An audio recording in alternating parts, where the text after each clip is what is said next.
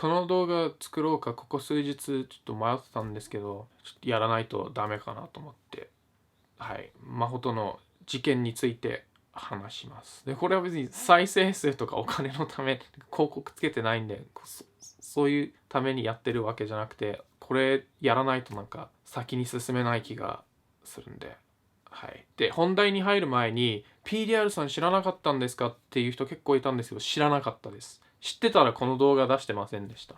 真帆とは一応連絡は取ってたんですけど、先週ぐらいにちょっと心配になって大丈夫って聞いたら、プライベートでトラブルがあったけど、もう解決したみたいなことを言ってたから、プライベートのことだからそれ以上は聞かなかったし、その後普通にプロレスの話とかしたんで、大したことないんだなって思ってましたね。あとこの動画出す時も、真帆に内容を説明して出しても大丈夫って聞いたら大丈夫ですよって聞いたから、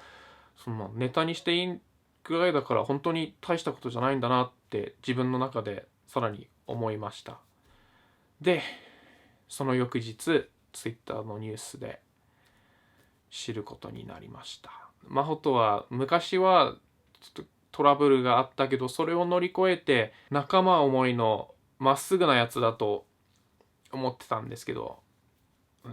違ったみたいですね。知らない人たちのために説明しますと、6月2日に真帆は傷害容疑で逮捕されました。同棲中の彼女と口論になり、殴ったり踏みつけるなどして全治2週間の怪我を負わせました。擁護のしようがないですね。真帆もその謝罪動画で言ってましたけど、真帆が 100% 悪いです。なのに動画には6万近くの高評価、擁護する人や真帆かわいそう帰ってくるの待ってる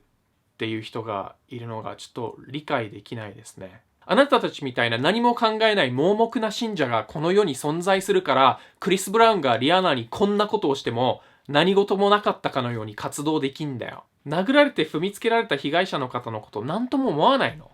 あと、帰ってくるのを待ってるじゃなくて、今後このようなことが二度とないようにどういった対処をするんですか？だろ？この例えあんま使いたくないんですけど、暴行されたのがあなたの友達、妹、お姉ちゃん、いとこ、自分自身だったら帰ってくるの待ってるって言える？言えないだろ？これってすごい大事じゃないですか。YouTuber が彼女に暴行を加えて逮捕されるって。なのに、ウームのクリエイターがこれについて触れてるのを今のところ見てないんですよ。もしかしたらウームがその事の大きさを縮小するためにウームのクリエイター全員にこう口止めしてるのか、もしくはそのウームのクリエイターは真帆が戻ってきた時に何事もなかったかのようにコラボしたいから何も言ってないのか、どっちかわからないですけど、どっちみち吐き気がしますね。自分と同じ事務所、同じブランドを背負ってる人が彼女に暴行して逮捕されたんだよ。なんとも思わないの？ Fucking pathetic。 このニュースを最初に聞いた時、もう言葉を失いましたね。俺の友達の真帆が彼女を殴って顔を踏みつけた。俺が踏みつけるっていう言葉を聞いて一番最初に思い浮かぶのが、アメリカンヒストリー X でネオナチス役のエドワード・ノートンが黒人の頭を踏みつけて殺すシーンです。なぜそれが一番最初に浮かぶのかと言いますと、普通じゃないから。人間が人間にすることじゃねえから、それは。